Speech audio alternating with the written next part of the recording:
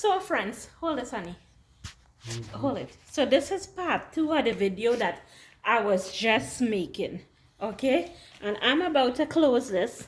And back to my story that we wanted a little nature around the house. So we decided to buy bird feed and a bird feeder, also a bird nest, so these birds would know. But the squirrel tore that up. The squirrel did tore it up, okay?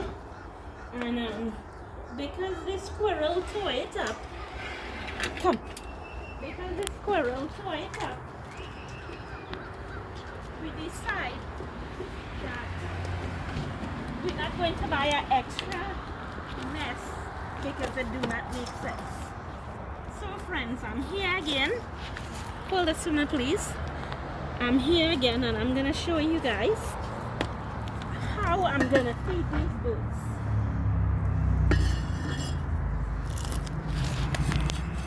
So I'm gonna shake this and give it a little nudge so the food will come here.